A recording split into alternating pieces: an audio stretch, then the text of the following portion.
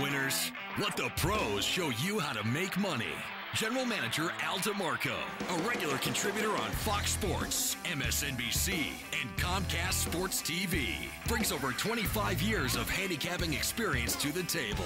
CEO Steve Budin, the author of Bets, Drugs, and Rock and Roll, is the man responsible for creating the online betting industry. Together, they lead the world's largest online sports handicapping community, your #1 source for winners. 7 weeks of the NFL season in the record books. And guys, what do we have here in Vegas? Well, we have underdogs and favorites dead even versus the spread. And we have home teams 1 game over 500. Now, those are the raw stats. What they mean in reality is simply this. You are probably losing your shirts because I know it, Steve knows it, we all know that the gambling public, you're in love with betting the favorites, you're in love with betting the home teams. Hi, everyone. Al DeMarco here along with Steve Budin, and this is the Countdown to Kickoff Show, the only nationally televised show that breaks down every single one of your NFL games every Sunday from a point spread perspective. I've been a professional sports handicapper for over 25 years. I've won 8 of the last 9 years, off to a tremendous start this year in football as well. I used the experience I gained some 25 years ago when I spent nearly 8 years as a professional reporter covering teams on the fields, in the locker rooms, around players and coaches. Everything comes down to me to one single thing when it comes to evaluating a game, and that's the evaluation of the personnel. Who has the matchups in terms of talent on the field? I'm not one of these guys that sat big into the ATS mumbo jumbo and all that statistical trend stuff. Steve, of course, takes a look at every single game from a different perspective. Steve, former bookmaker, son of a bookmaker, the guy who gave birth to what we now know as the offshore sports book betting industry some 15, 20 years ago. You, of course, in my book, I'm the guy that says you're on the other side of the fence. Right, so you use your opinion, one of the best opinions in the world, and I use my sources, my syndicates. Last week, I turned to my #1 NFL source, the Baltimore Crew, 30-14. After the win, we had the Bears. It was the big game in London. And, you know, I said it last week, and I want to say it again because it's very important. I hit about 60% of the games on the show last week, but that doesn't really matter. What matters is the one game that I bet, my best bet, the bet that I released to my customers, and that was the Bears. At the end of the day, in the 8th week of the season and forward, these lines, Al, they're as sharp as they're going to get. Right now, the bookmakers have locked in on public perception, and they know exactly what you're thinking before you think it. So you have to find that diamond in the rough, and that goes to our overall strategy all year long, always looking at the card and finding the diamond in the rough. Oh, you're absolutely right. I've always said that no matter the sport or season, the first couple weeks of the season, no matter the sport, again, any year, you always have the advantage over the odds makers because you can find the soft numbers. But you're right. We're now past the quarter stage of the season, actually past third of the way through the season, and the lines are right on the money.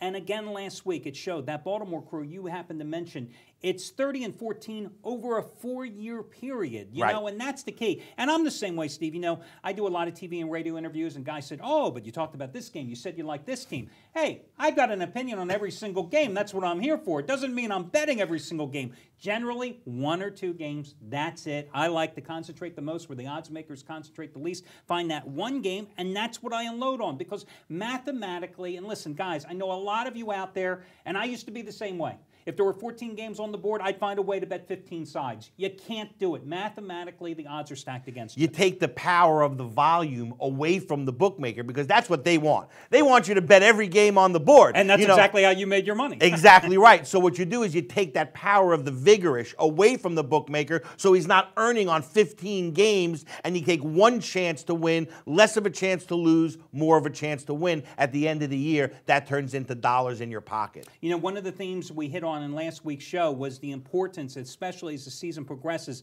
of buying the half point off of certain key numbers. Now, in my book, that's when the line crosses 3, 4, 7, sometimes 10, depending on the price. It came into play twice with 2 big games 2 weeks ago when the Raiders were hosting the Cleveland Browns. You had that. Your Baltimore Crew had a big play on the Raiders. They brought it down from 7 to 6.5, something that I usually never do, but I always stick with the source, always stick with the information. And one of the top handicappers at the site, Craig Davis, happened to have 2 Sundays ago a big 100-dime play on Buffalo, and he told everybody, make sure you buy up to 3.5 in case the Giants win by a field goal. Boom, the Giants win by a field goal, he covers. Again, last Sunday, it came into play. Craig had another 100-dime play. And the reason I'm mentioning this is understand, Craig has won 12 out of 14 100-dime NFL releases over the past 2 years. Craig Davis, 12 out of 14. You can't get much better than that. Worth his weight in gold. Exactly. And again, he put the power of money to use to his own benefit and to all his clients as well, because last Sunday, his 100-dime play was Seattle plus 3.5.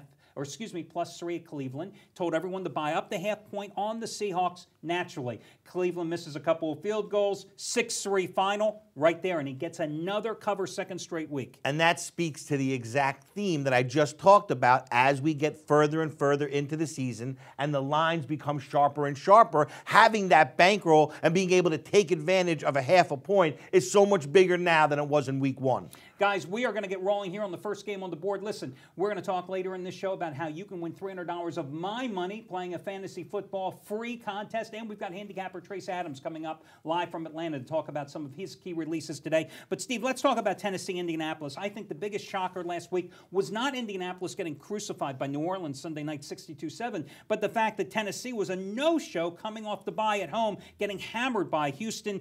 I mean, they gave up 518 yards in this game. Now, of course, overreaction by the odds makers. Tennessee is suddenly a 9-point favorite over the Colts. The Titans weren't that bad, neither were the Colts. This is a very tough game, though, for me to look at as a handicapper here. I mean, I'm inclined to actually go ahead and take Indianapolis plus points here. Not the game that I ever put my own money on, though. Let me just be perfectly frank with you. Right, well, we saw Indianapolis bounce back after a horrible start this season. They played a 3-game stretch where they played it very tough. Now they have the embarrassing loss to the Saints. Will they bounce back again, or are they just done? That's the big question. I agree with you. I think this 9 is a little inflated. I think you got to take the 9 points here and look to, have the Colts play tough defense and keep themselves in this game. I mean, the downside is it is the Colts' 3rd straight road game, so that's a difficult spot. They have lost 4 consecutive games versus the odds makers on the division road. However, 9 points here. I don't see Chris Johnson getting the ground game going here anytime soon for Tennessee. He's still holding out. Yes, holding out and certainly not producing. I think they are only averaging like 65 yards a game. Are the Colts going to get rid of the painter now? Maybe bring in the plumber? Maybe he could throw better. I mean, that was just a horrific performance, but I think it was just a perfect storm. Saints playing at home, coming off a loss. They were, they had the magic. Exactly, definitely to win that game. Listen, guys, when we come back after this short break, we're going to be taking a look at the Houston-Jacksonville game, and Trace Adams joining us from Atlanta live with his 3 free picks coming up in just a moment.